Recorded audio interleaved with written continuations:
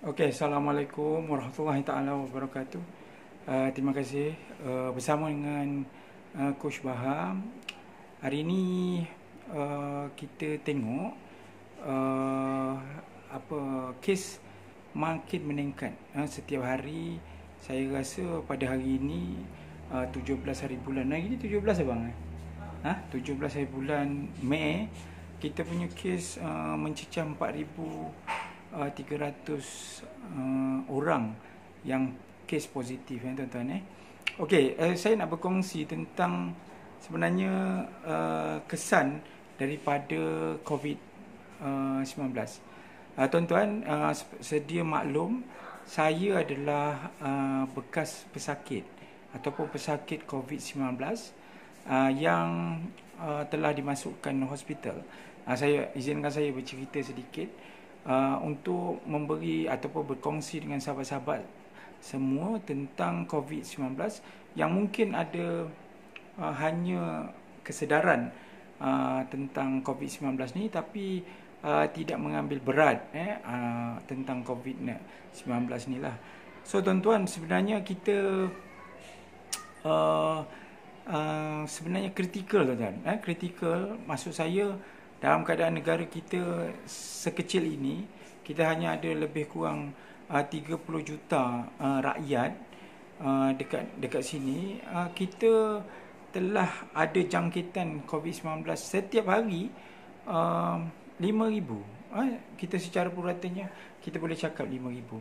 So bila tuan-tuan tengok dalam video-video ramai lagi yang queue untuk buat imbasan, lebih-lebih lagi negeri-negeri yang besar seperti di Kuala Lumpur, Selangor semua kan, di Johor, di Penang, di mana-mana lah semua sekali dah ada kan COVID-19 ni. Saya rasa mungkin prediction saya PKP ini akan berlanjutan sehingga 3 ataupun 6 bulan. Yang lebih menakutkan adalah kemungkinan kes harian akan meningkat sehingga 10,000 orang sehari. Mungkin mungkin saya cakap ni menakutkan tuan-tuan, tapi itu adalah maksudnya daripada kajian. Kalau kita tengok statistik keboleh jangkitan, misalnya seorang yang membawa COVID-19 boleh dijangkiti oleh orang kata kontak rapat dia. So kalau secara puratanya mereka akan menjangkiti kepada 4 orang misalnya contoh. So jadi kalau secara statistiknya keadaan ini akan sangat merisaukan, merisaukan kita lah. Saya hari ni saya nak bercerita tuan-tuan tentang kesan selepas COVID-19. Saya adalah pesakit COVID-19 yang telah dimasukkan dalam ward ICU dan menggunakan state 5, menggunakan bantuan mesin pernafasan, dan juga saya dimasukkan dalam ICU. Alhamdulillah, Allah beri saya peluang tuan-tuan untuk saya terus hidup dan sebenarnya bercerita kemungkinan tentang akibat COVID-19. Kita bukan sahaja berapa ramai orang yang sebenarnya keluar daripada COVID-19. Maksudnya kalau tuan-tuan tengok statistik, hanya 10% mereka, mungkin sekarang 4% ke 5% daripada mereka yang dijangkiti akan ada problem besar mengakibatkan tentang kematian.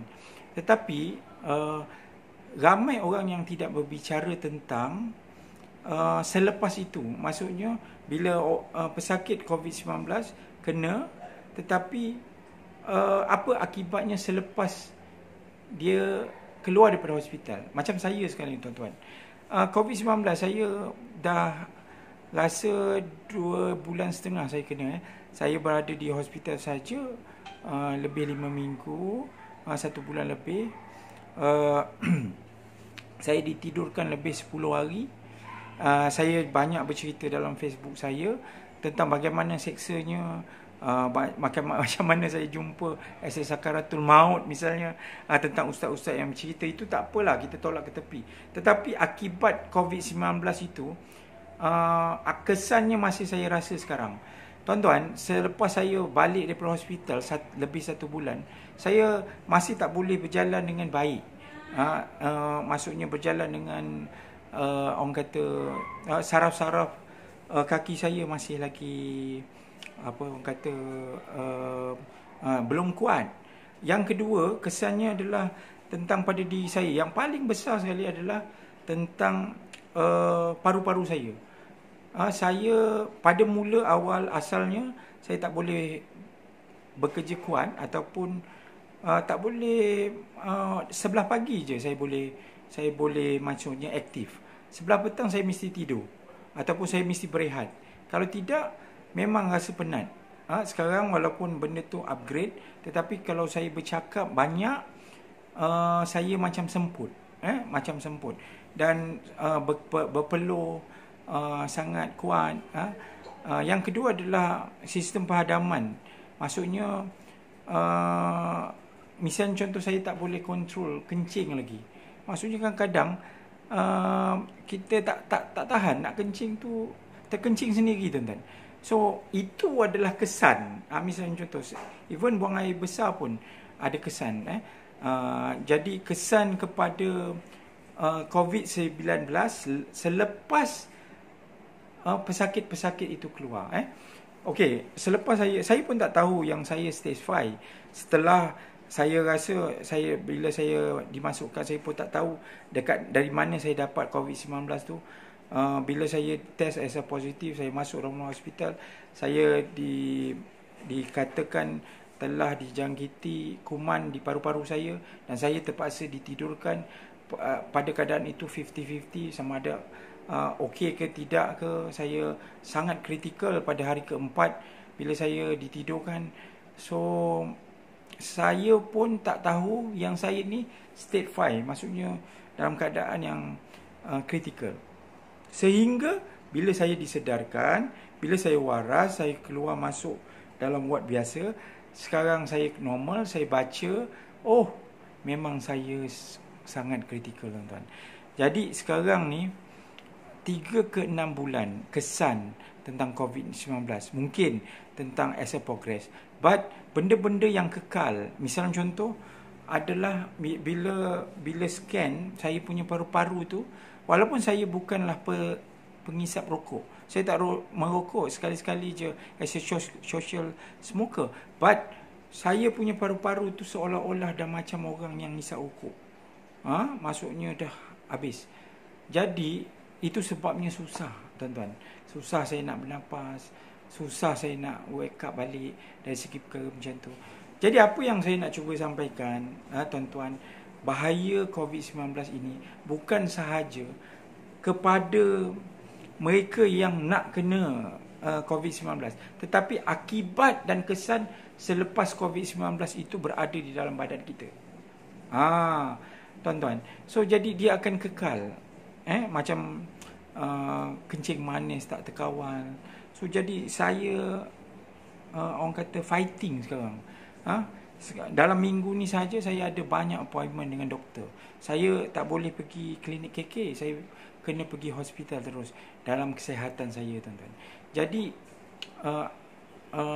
kefahaman, siapa yang belum tahu, COVID-19 ni ada 5 stage. 5 stage. Stage yang pertama adalah mereka yang tidak ada gejala.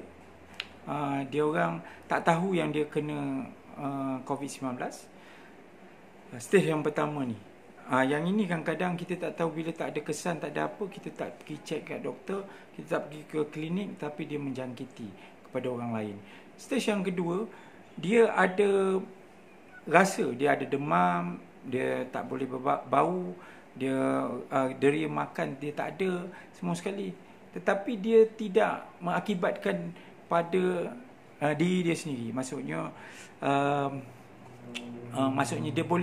dia quarantine sendiri kat rumah, is okay, dia boleh wake up sendiri.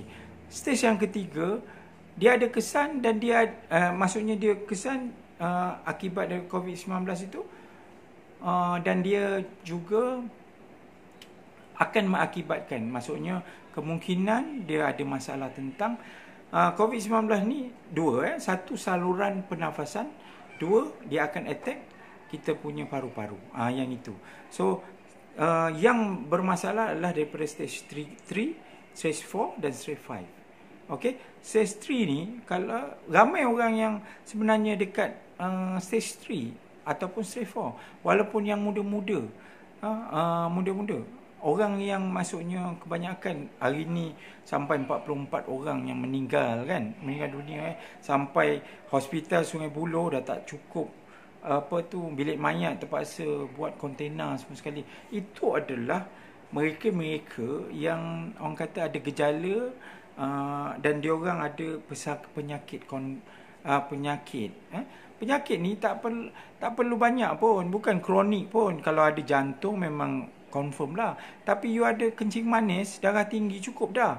Sebab bila you demam, kencing manis you tak akan terkawal. Daripada mungkin 12, 13 jadi 24, 25 semua sekali, tuan-tuan.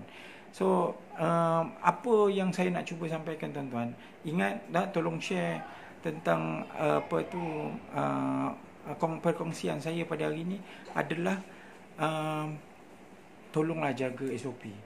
Tolonglah kita sama-sama lah. Jangan berpolitik sangat.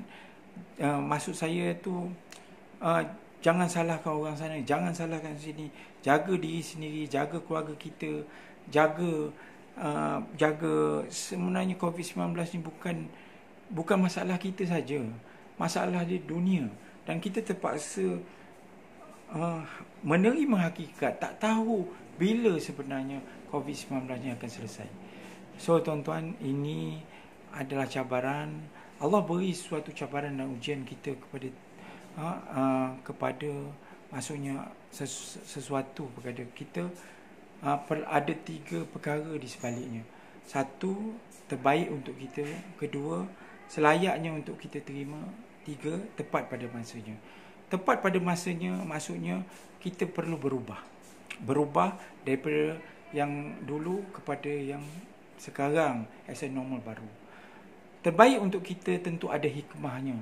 Yang sebelum ni macam mana kita buat semua benda laju, semua nak laju. Sekarang ni kita perlu balik semula pada hakiki kita, kepada keluarga kita, kepada ni ada segi beberapa perkara. Tepat pada masanya tadi, dan terbaik untuk kita tentu Allah berikan juga kepada orang yang layak sebenarnya. Kita ni jangan give up untuk kita buat sesuatu untuk fikir dalam perkara itu. Tuan-tuan, ingat, siapa-siapa yang kena, keluarga yang kena pertama, sabar. Kita perlu sabar ujiannya. Kedua, bersyukur. Kalau kita fikir, walaupun kita kena, keluarga kita kena, bersyukurlah apa yang kita ada. Yang ketiga, kalaulah ditakdirkan keluarga kita, ahli keluarga kita, mak ayah kita, suami kita, isteri kita pergi, kita kena fikir, iaitu takdir, redha dengan takdir Allah Subhanahu Wa Taala. Itu sahaja daripada perkongsian saya. Saya mudah-mudahan saya, Coach Baha, Baharudin Muhammad, saya mengucapkan selamat Hari Raya dan maaf zahir batin kepada sahabat-sahabat semua. Perkongsian saya pada hari ini, terima kasih. Saya akan kongsikan lagi insya-Allah. So sama-sama kita perangi COVID-19 dan sama-sama kita jaga keluarga dan diri kita. Assalamualaikum warahmatullahi taala wabarakatuh.